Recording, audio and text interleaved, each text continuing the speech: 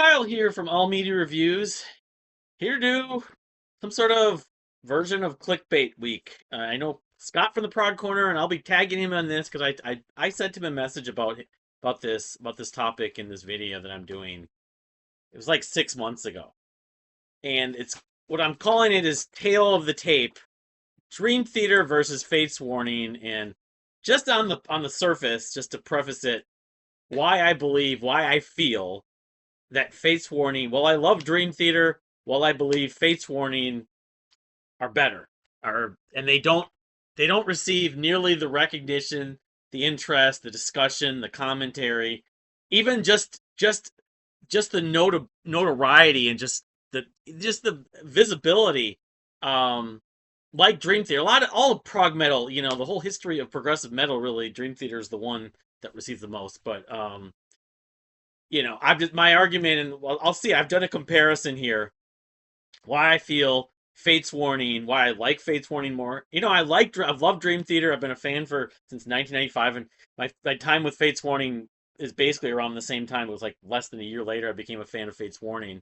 But so anyway, I did a comparison. I don't have physical copies of all, so maybe I'll be including a collage here of all the Dream Theater releases. So, but anyway, so just going through the way I did this, I did pub meeples for the rankings, and then I just took and compared, and I'm including Archmatheos' music within the scope. I'm not including the Majesty demo, because then I have to conclude. I want to get get specific, that detailed. Majesty demo versus the Misfit demo could have been included, but I didn't include it when I did this comparison. But I am including Archmatheos and the Twist of Fate EP just because I feel like those are so much part of the Fates Warning canon. Um, anyway, I'm not including Liquid Tension Experiment because then we're gonna just go off on tangent. Then we may as well include OSI and all sorts of stuff. I just want basically the primary. I'm not including live albums either, just the studio stuff. So, all right, I'll be telling it here. So in the rankings we have the most recent two records from both of these bands, which is kind of sad in a way. And Fates Warning are not broken up, but they're probably never going to put another studio album, at least under the Fates Warning name, according to Jim Matheos. So you have Long Gay Goodnight, their last album, which I put at the very bottom. It's my least favorite Fates Warning album, versus A View from the Top of the World, which it's kind of unfair, and this one's kind of a throwaway a bit because I haven't even listened to that album, View from the Top of the World, much. Maybe I listened to it once, a couple of the singles, but I'm giving the nod to Long Day Goodnight. He does have the song Destination Onward, at least. A few other moments, whereas View from the Top of the World was kind of nondescript. So, kind of Dream Theater by the numbers. At least they were trying a few different things on this record. So one zip Fates Warning. All right, so the next two I have are the debut album from Fates Warning, which had several different covers. Night on Brocken. This thing doesn't stop because it's done that before. Night on Brocken from 1983 with John Arch, of course.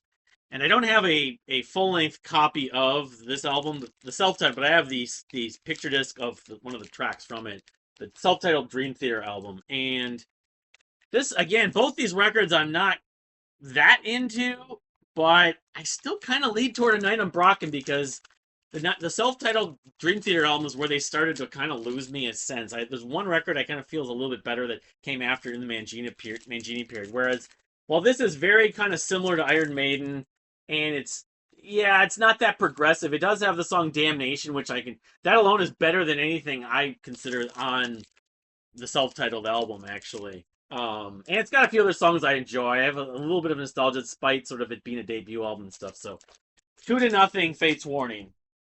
So next we see Dream Theater's Systematic Chaos. I gotta make sure I don't lose this thing because it's happened before. Systematic Chaos from 2007. The second to last album with Portnoy before he left. Versus Darkness in a Different Light, the first album that did. Okay, so Systematic Chaos versus Darkness in a Different Light. And when I was going through this, Both albums I'm not crazy about. This album I probably liked more when it came out. Darkness in a Different Light has grown on me, although I still am not crazy about it. But I'm giving the nod again to this, because this album does have a few songs. Prophets of War I like. Constant Motion, Forsaken I like. Constant Motion is okay. The Presence of Enemies unfortunately has more bad than good. It has some good moments, but the lyrics get very cringy, cringeworthy. So Ministry of Love, there's more songs. Whereas this album, there's got a few songs I like. Firefly, Falling, Lighthouse. Got a couple songs that lyrics were penned by Kevin Moore, Dream Theater connection. This has more room to grow and has grown on me more. If you would have asked me probably 2 years ago, 3 years ago, I probably would have preferred this album over it. But so far it's been a sweep for Fates Warning. They've won every matchup. So then the next one, okay, make sure this doesn't happen again. I have is the Ars Matheos album Sympathetic Resonance.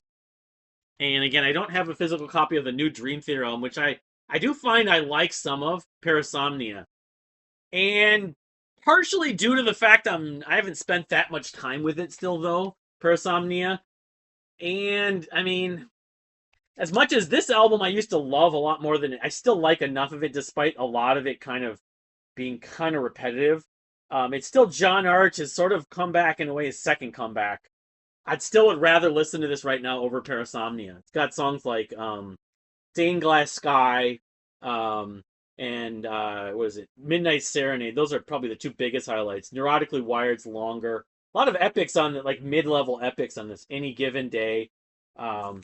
It's long, but I mean, again, the songs on the new Dream Theater, the new Dream Theater Parasomnia. I mean, this is probably the closest to a push so far where Dream Theater could have won the matchup, but I still would probably lean toward Arch Matheos as much as this record, Sympathetic Resonance, I don't like nearly as much as I once did.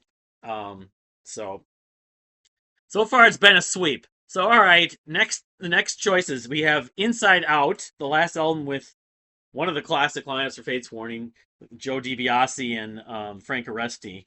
Going up against I don't again have a physical copy. Distance Over Time. Well, Distance Over Time I think is the best or second best. It was a little bit of a breath of fresh air. Dream Theater doing more songs. I still have more nostalgia and I've spent more time with Inside Out, as much as Inside Out is one of the lesser Fates Warning records. I still like it. It was kind of like a, follow-up to Parallels, trying to do Parallels, but like almost in a new age element. Some of the songs are a little samey, but songs like Monument especially, although that kind of, it's one of their heaviest songs actually from this era. Face the Fear, Shelter Me, The Strand. This is still a catchier album, despite Distance Over Time being more song-oriented compared to many of the other Dream Theater albums. Still kind of, I still would lean toward this. It's closer. I think some of the other matchups have been more definitive. So far it's been an all-out sweep.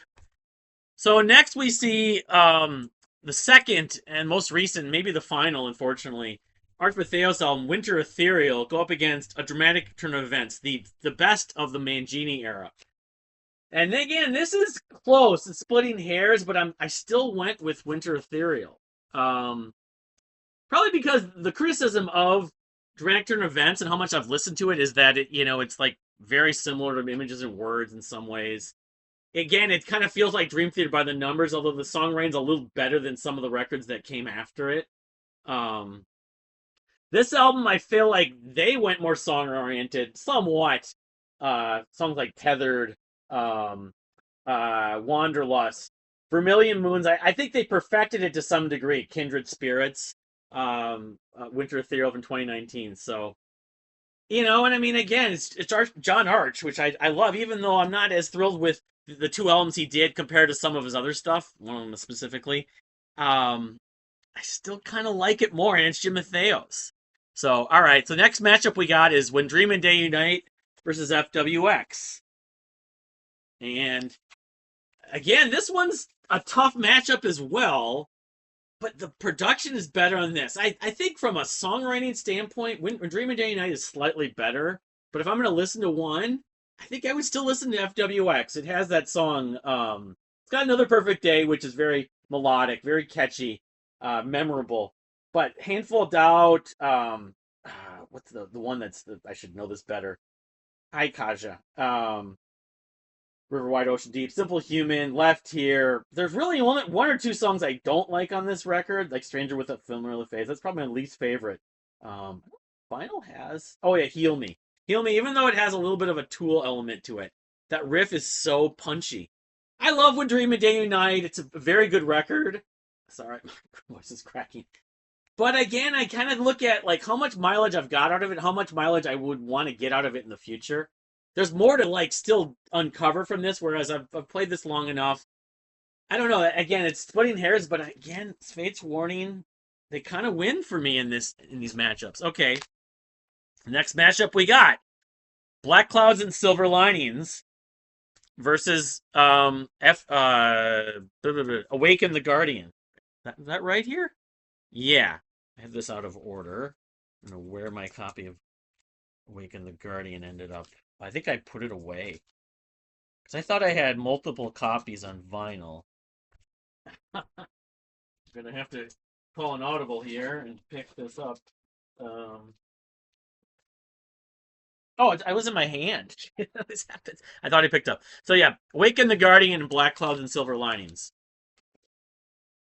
Again, I could maybe give this to Dream Theater because it does have Con of Tuscany, which is probably the best Dream Theater piece they've written in the last 20 years.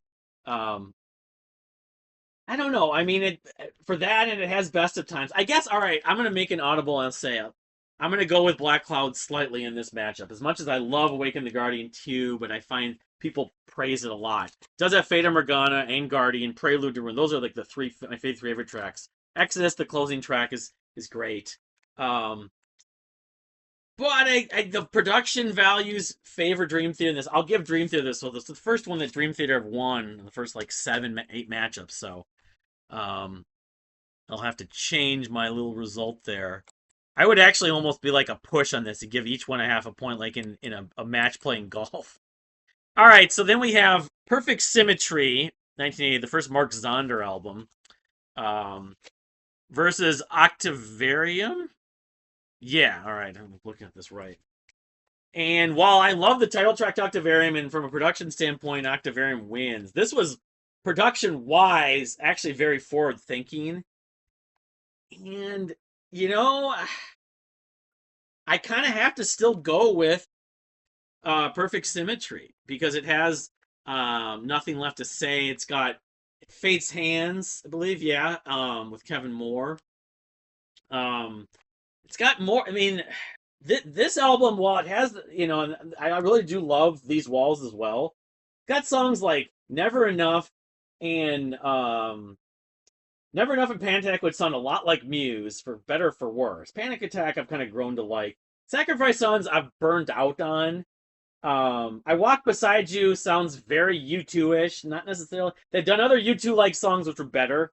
The Root of All Evil I got burnt out on, and that's part of this 5-step suite or 12-song suite. And The Answer Lies Within's also like a U2 thing, like very poppy. I think it's uneven, and this record, while it's not, I used to like it even more. It's very kind of mechanical sounding. Still kind of has more sort of, I've heard more appreciation beginning to end. So I'm giving it to Fate's Warning. So they've won all but one still. All right, so the next matchup is Train of Thought versus The Spectre Within. Well, again, production-wise, I would give it to Train of Thought. Train of Thought was the first Dream Theater album I found. They started to go off the rails in terms of sort of exaggerated musicianship. Taking out Metropolis Part 2 and parts of Scenes from a Memory and some other examples. You could say Liquid Tension, but you kind of expect that with Liquid Tension. This was very technical, and I actually remember getting my ears were ringing after the concert I saw.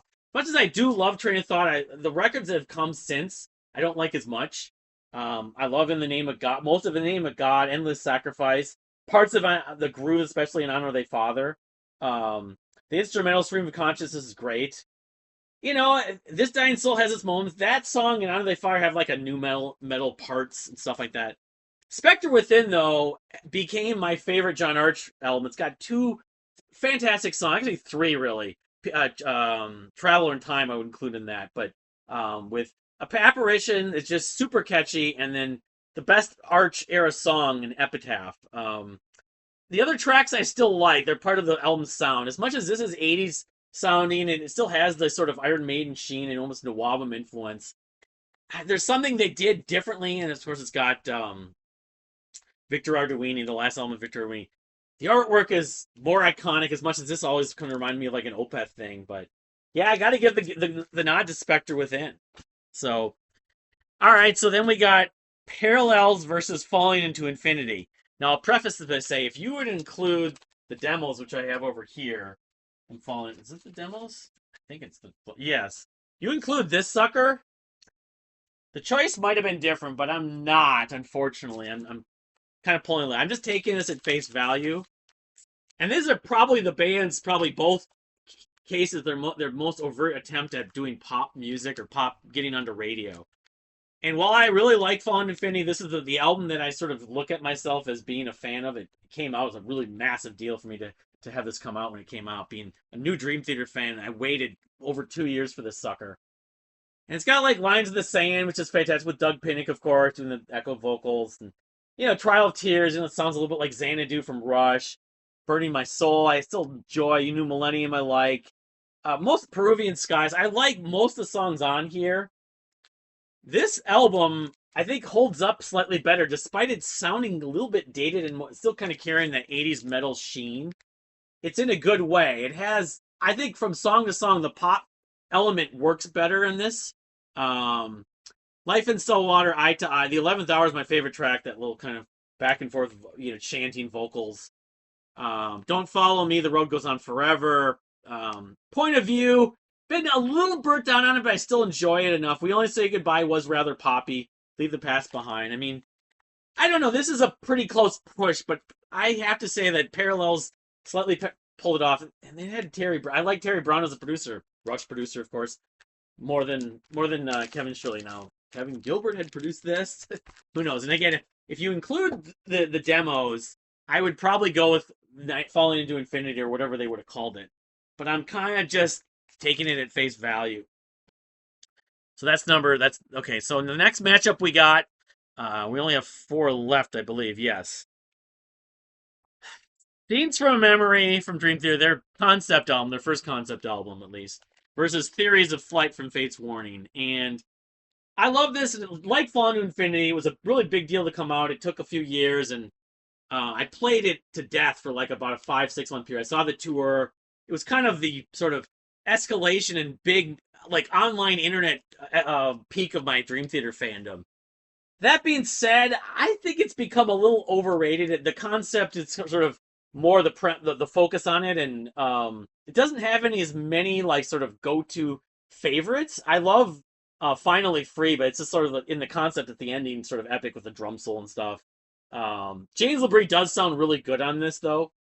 Home, yeah, Nanny Poo Poo. It sounds like Tool 46 and 2 at points, but it's got a good, really punchy riff. Yeah, Strange Deja Vu.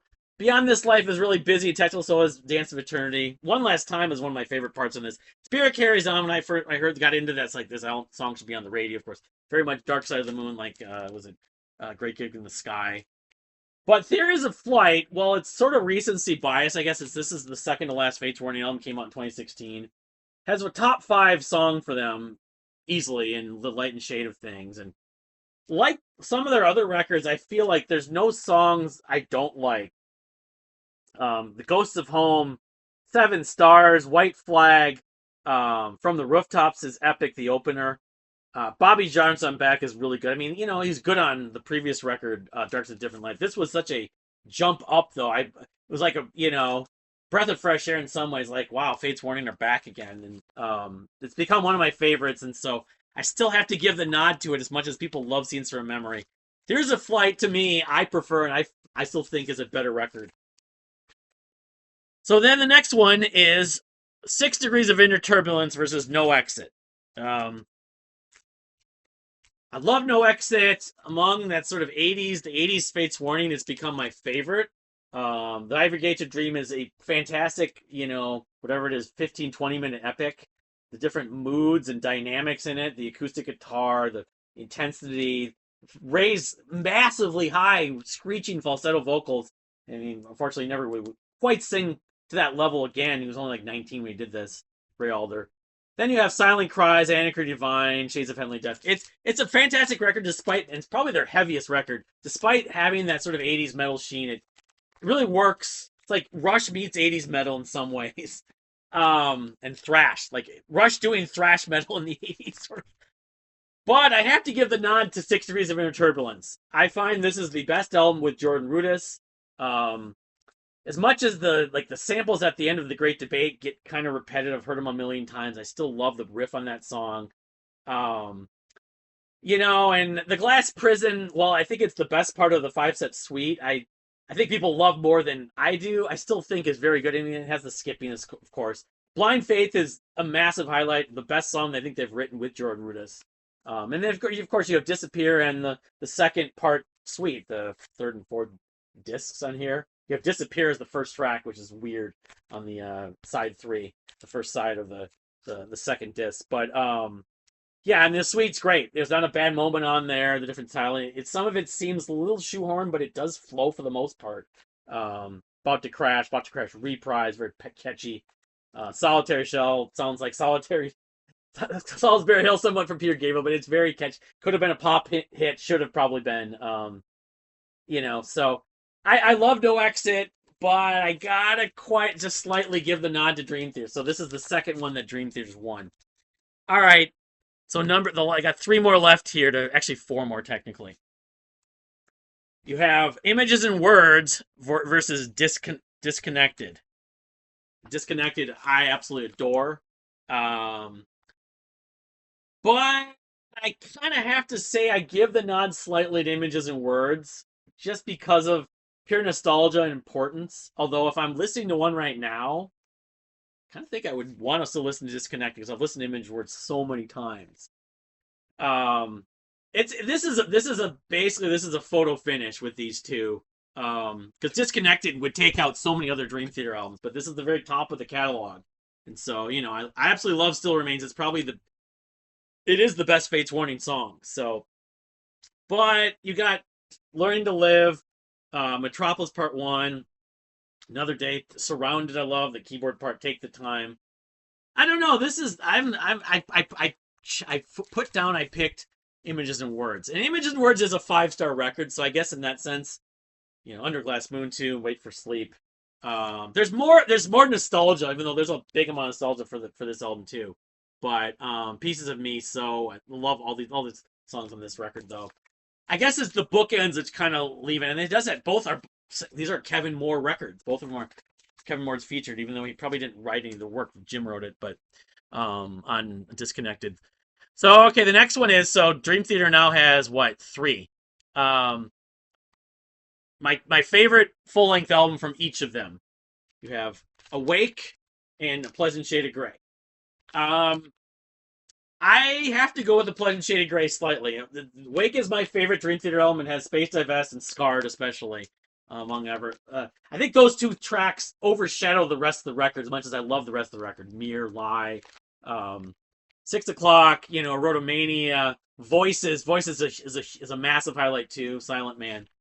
This thing is a masterwork, a piece of art. It's like Merlin's Brave. It's their version of Brave. I mean, it was actually probably influenced by Brave, where it's one piece that's so well composed and got so many levels of emotion. Even though if I was going to listen to one, I would be listening to Wake way more times, just because you had to be in the right mood for this. But from an appreciation and sort of a love and sort of which album reached me slightly more, it would be A Pleasant Shade of Grey, despite, oh man, this album has grown on me a ton, more than any record in Dream Theater's catalog, Awake. But it goes to A Pleasant Shade of Grey.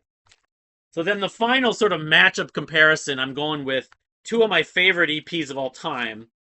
And if you're taking the original demo, it would be a little harder to figure out. It's A Change of Seasons, which I don't have a physical copy. I only have this jewel case, and I've got the Clean Up the Closet CD on the other side.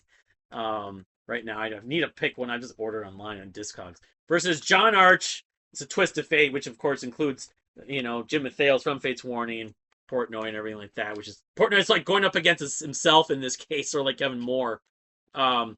And I have to go with A Twist of Fate. As much as I love A Change of Seasons with Derek Sherinian, if you're choosing the original demo, be a little harder, but this album, this EP is just unbelievable. Some of the best progressive metal ever. The two pieces, Cheyenne and um what's the other track called?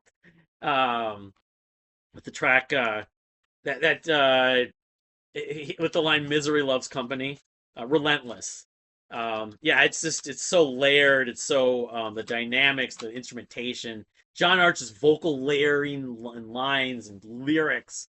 Change of Seasons is fantastic. It obviously was written about Mike Portnoy's mother passing, sort of moving on with life. But if people that love that have not heard, even though the quality is not this, of the mixing and the fidelity is not great, the original demo, the Please Don't Go demo, I think it's a level up in the composition. I know the guys in Dream Theater, including Portnoy, wouldn't agree with that, but the Twilight Zone samples and stuff like that, and but yeah, Twist of Fate does win the battle for me, and so and just by my tally, we have how many total matchups? It's 16. Dream Theater only won 3, so 13 out of 16. So there you go. I mean, I could compare other records to other records, the depth of each catalog, and my personal bias is I have gravitated and preferred Fate's Warning. So that's why I believe, to me, they are a greater band and a more important band and should be at least somewhat more well known. I don't know if they'll even they'd ever be able to come even close to as famous as Dream Theater, unfortunately. But they should be more famous and more well known. People talk about prog metal. They don't bring them up right away. If they bring up only people that know like prog metal from the past, people that have been fans for 20 or 30 years, mention Fate's Warning. People that talk about prog metal now talk about Haken, talk about the gent stuff. They do mention Dream Theater and usually Between the Buried and Me. Fate's Warning's a completely forgotten name. I mean, there's other bands as well, but I believe the Prog Corner, it would be great if they would actually do one of those Sunday prog streams where they did a Dream Theater versus Fate's Warning. Although I imagine if the regular people, the people that Scott may put on that panel, if they were doing tallying, would probably mostly pick Dream Theater. Although I wonder if Scott Davis, from Mythologic, he probably would pick Fate's Warnings. I know he's a big fan of Fate's Warning. But, that's why this theory of mine is if people actually spent time with Fate's Warning's catalog, the people that appreciate not only the chops, but the songwriting, the compositions, the dynamics, and not necessarily so much emphasis on chops, and then even the vocals. Some people that, even for fringe Dream Theater fans, probably could appreciate Ray Alder's vocals. Maybe not John Arch. John Arch is an acquired taste, just like Labrie, even more so in some ways. Although, especially I think the recent John Arch has been a little easier to digest. Took out like Winter Ethereal stuff, but I love Fate's Warning. I know they'll never get the due that Dream Theater ever got. And again, this is not intended to purely be a slight on Dream Theater, because I love Dream Theater, a lot of their music. I owe a lot to them, of course. Love their music and the music that that their fan base and that I got discovered because of being a fan of theirs. But I just think it's been frustrating over so many years, being a fan of progressive metal and loving Fate's Warning, loving a lot of other bands, Pain of Salvation and some others, but loving Fate's Warning and why Dream Theater, or why Fate's Warning does not get the recognition. I guess you could say, well, it's not so much the slight Dream Theater, it's just Fate's Warning needs more attention and appreciation. I've done several videos on them, but it's like you can't find that many reaction videos to them. People talking about Fate's Warning. Well, you can find tons of Dream Theater, of course. That's really what my intention and my goal would be, to make as many videos about Fate's Warning, just like Kevin Gilbert, because their music, while they're not really going to be probably making any more music and may only do 1 or 2 more tours, their music is still there for people to listen to, appreciate, and more people could and should discover. Maybe they will discover them just with time. You just got to keep on talking about it and listening to it, and telling people about it, and then their music doesn't feel like it dies. Kind of like my feeling on Kevin Gilbert while he's been gone it was 29 years ago on Sunday the 18th. It feels like he's still around when I listen to his music and see people talk about his music and discover his music, and when I listen to it. So but that's it for this. I have a epic song list I'm going to do, probably as another clickbait sort of thing, related to 89.3, the local National Public Radio affiliate rock indie hipster station. They did their 893 songs when their pledge drive. I've been just coming with song after song, artist after artist. I'm up to 300 actually, different artists that have released a song from the last 20 years, from 2005 to till now. I keep on thinking of more and more artists. At some point, I gotta just finish and just put it up. And I don't know if I'll actually do a video where I go over the whole thing. I'll publish it, and maybe I'll just go over some of the highlights, or I don't know. I'll see. But it's one thing I was thinking would be another sort of quote unquote clickbait, just like Scott from the Prog Corner is doing clickbait week. But anyway, thank you for watching, and we'll see you next time.